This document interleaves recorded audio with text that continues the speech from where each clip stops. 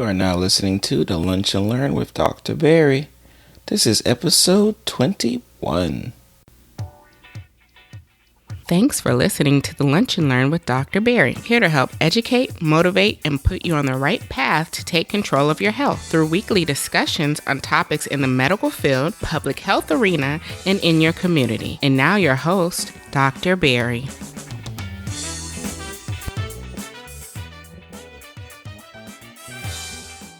Welcome to the Lunch and Learn with Dr. Barry. Today we're going to be talking about autism and fatherhood. We're going to be talking about when I first learned that my daughter was autistic, and a hint, it was due to the amazing work of my wife, who's a licensed mental health therapist. We're going to talk about why early diagnosis is key and why having a child with autism, I think, made me a better father. If you want today's show notes again, like always, please go to drpierresblog.com/LLP021. Again, if you want today's show notes, please go to drpierresblog.com/LLP021. So stay tuned for another great episode. Today we're going to do a special one for me. This month, April, very important month for me, is Autism Awareness Month, per se. A couple days ago was actually Autism Awareness Day.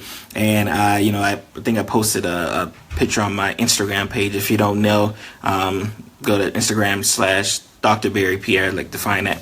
My family and my daughter, most importantly. But I definitely wanted to kind of, talk about, autism in general, especially for me, because it hits close to home. My oldest daughter, Malia, is about 4.5, almost 5 years old, and she was diagnosed with autism at the age of about, my wife would kill me too. I think it's about like 2. If my wife is on, please put the age of whenever Malia was diagnosed. I think it was like 2, 3, something in that window. And my wife, she was, very paramount in that, because my wife's a licensed mental health counselor, and she actually was the one who kind of diagnosed it and saw the signs early. So definitely shout out to her, because of her, we were able to, get Malia into, start treatment early, get diagnosed early, because that's really the big thing, especially when we talk about autism in general. And like for a treat next week, I'm going to actually have my wife do a Facebook Live with me. I think she's going to come to the office. We're going to do a Facebook Live together, so she can kind of talk about autism, and especially autism in the Black family. Because again, me, I'm always talking about, what we can do for the Black family. So she's going to be talking about that next Tuesday or Thursday. I'm not sure. Probably Thursday. If I had to guess it, I'm not sure what her schedule is like, but likely, it's definitely sometime next week. And she's actually going to be writing a blog post tomorrow as well. So please be on the lookout for that. For those who've been following the blogs, I apologize. I've actually been slacking, and I know, but it's not my fault. Last week, my 2 twins, my youngest, had surgery. They got, they have a lot of sinus issues, so they got the tubes placed in their ear. So we've been kind of at home, kind of dealing with, post-operative, kids, and all, and not sleeping, because they're not sleeping well. So we've been dealing with that. So the blogs, I haven't been able to write a blog post for about like a week or so. But, we're starting that off. My wife's writing one tomorrow, and I should write one, I believe, on Friday. So on Friday, you'll get definitely a new blog post from yours truly. But what I wanted to talk about today again was fatherhood, and especially for the fathers who are dealing with kids who have autism, because it definitely was an eye-opener for me being a physician, dealing with, sick patients all the time, right? But again, because that's not my field, mental health and everything, I definitely give kudos to my wife, Maria Davis, Pierre. She, that's her field. That's what she does. And just kind of, having to take a step back and kind of learn as much as possible, because again, in the internal medicine world, we deal with a lot of disorders, diabetes, hypertension, high cholesterol, but we really don't touch on mental health as much as we should. And in particular, especially dealing with mental health in children as well, because that's where most of your people who did diagnosed with autism, and really on the autism spectrum, that's when they tend to get diagnosed. So it's definitely been eye-opener, just kind of working with my daughter, working with, classmates of my daughter, and everyone just kind of, being kind of enamored in everything that is autism, and the autistic spectrum. And again, I say that interchangeably, but it's really not. Like when I say the word autism, I'm really talking about autism spectrum, because before it used to be a classification where a person may be like a type 1 diabetic or a type 2 diabetic, and now and so that's like saying if a person is like that, we're now saying like a person's diabetic. So like I pretty much encompassing everything when I say like autism, but I really mean autism spectrum. And I think one of the best things, that's kind of helped me, especially dealing with, my oldest kid who has autism, is because she has like a speech delay. So, she wasn't talking. That was one of the signs that my wife knows very early. She wasn't very talkative. And, she was playful. Like she played around, she'd jump around. She was energetic as, too energetic if you ask me, but she wasn't really verbalizing anything that she wanted. So she'd make gestures, but she wouldn't just like come out and say it. And that was like really kind of spurred my wife on to say, I think something's wrong. I think we need to kind of find out what's going on with her. So we did that top to bottom, diagnosing, go to pediatrician, go to neurologist, all of these things here that, I don't know in like great detail. My wife knows much better. I'm actually having her work on an ebook, to talk about, what do you do from, steps, A to Z, when you think your child has autism, and, how do you get them the help that they need? Because it's definitely something that's needed, especially with a disorder that really gets undiagnosed for a long time. And, and especially just like with any other disorder, the earlier the better in terms of treatment standpoint. So definitely she's working on the ebook as well. We're hopefully to try to get that out the end of this month, before Autism Awareness Month kind of ends, from that standpoint there. But I think one of the biggest things, especially as a father, and seeing your oldest child, with autism, seeing your oldest child, you not being able to verbalize things, and especially because I'm around kids all the time, with friends, kids, family, all patients, all So I'm seeing it, so I could see how a normal 2-year-old acts. I see how a normal 3-year-old acts, normal 4-year-old acts, and I'm like, yeah, my daughter doesn't really act like that. And kind of having to always, let people like know around them, because again, if for most common person, you're not gonna know my daughter's autistic unless I literally say, hey, no, she's autistic, because she just doesn't do the things at a normal rate. Now, is she catching up? Sure, she's, and again, that's what the therapy, and that's why early therapy is so important. To kind of get your kids kind of caught up, to all of the things that they may be caught up behind. Again, my daughter's is more of a speech delay and a little bit, collaborative play and, playing with others and, wanting to play with others. Right now, she has her little twin brother sister that she hates sharing toys with. So we're trying to, teach her to be happy to share her toys. From that aspect there. So these are just some things that we have to kind of learn on a day-to-day basis.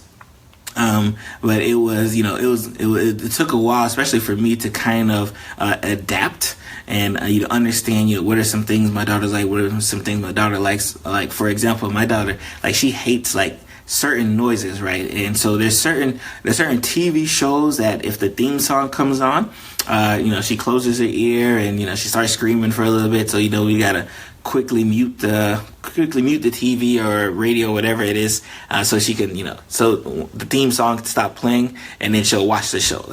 So just a lot of different mannerisms that we, picked up early that, I just kind of, on a day-to-day basis have to learn. For example, like there's certain songs that she'll sing, but she don't want no one else singing, right? Like it's, just kind of funny things like that. But, we love her dearly, and, she's like an amazing kid. And right now she is actually at the Palm Beach School of Autism. I'm in South Florida for those who know. She's at the Palm Beach School of Autism, and she is like doing amazing over there. First of all, shout out to the Palm Beach School of Autism, because that place has been almost like a godsend, for me and my family, and like a lot of the families who are there. An amazing place to send your kids, especially with those dealing with autism. So if you know anyone who, especially in the South Florida area, and especially in Lake Worth, and you're looking for a school to recommend, or if you're big on autism and you want to donate some money for autism, like that's a school I would definitely recommend donating as well too, because I love them. I mean, they're doing amazing things here, and we've seen the growth of our daughter going from before she started there, not talking, not really verbalizing, to like now we almost got to tell her like, hey Malia, like be quiet, like and of course me, I knowing that she has a speech delay, I try not to say be quiet, because of course you want her talking as much as possible, but sometimes we gotta say, hey, relax, it's okay. So just kind of seeing that growth from like when she first started to now is like been truly amazing. So I definitely wanted to make sure before doing this, ending this post, that I wanted to make sure I would give a shout out to Department of School of Autism, because they've been like absolutely amazing here. And I wanted to kind of give you a preview of what we're planning this month, especially and again, this month is going to be big on the blog for me and my wife, because again, mental health is her field. Like as a physician, like I know what I know, right? Like diabetes, hypertension, high cholesterol, heart disease, whatever. Like I know a lot about a lot. But when I don't know something, like I like to like lean on the experts, right? She's clearly the expert in this setting here. So we're definitely going to be featuring her a lot this month. So like I said, so she's doing a lot of things. She has a Facebook page as well that I can't. So her info is in there as well. So she's doing, like I said, doing amazing things on her front. So we definitely going to be featuring her a lot this month. Like I said, ebook, the kind of like an A to Z type ebook for parents out there who may think that, hey, my daughter, my son is really progressing like they should. What should I do next, right? Because that's really, I think that was where the big thing for me. Because again, I'm a physician, I know about a lot, but I didn't know what to do next, right? Like, okay, wow, she has this diagnosis, but what do I do with this diagnosis? Like, who do I go to? Who does she need to see? And that's where, like, my wife kind of just took over everything, and she just kind of, and I let her take over everything, because that's what she does. Like I said, yeah, you go handle that. So, she found rehabs, and she found Palm Beach School of Autism. So she found all of these places here for us to try to, get the help that she needs. And like I said, it's, again, it's almost night and day. My daughter's been in that school for about 2 years or so, something in that range, and like it's when people see her now, like we almost have to kind of remind her, like, hey, no, she's autistic, because she is like doing amazingly well there. So we're extremely happy about that. So again, I don't want to keep you guys long. I apologize for coming on late. I just wanted to kind of kick things off for World Autism Month. Thank you for listening to this episode of the Lunch and Learn with Dr. Barry. If you want to find out more about the episode, please go to www.lunchlearnpod.com. That's www.lunchlearnpod.com for the show notes and any links that may have been mentioned in today's episode. If you're interested in joining the Lunch Learn Pod community, head over to either the website lunchlearnpod.com or join us on Facebook and Twitter with the same username, Lunch Learn Pod. And again, you can find all of these links on the website. If you have any questions, any comments, or any requests for topics to debut on the show, please let that be known. And don't forget to use the hashtag LunchLearnPod when you're listening to the episode. Again, I want to thank you for taking the time to listen to today's episode, and I'll see you next week.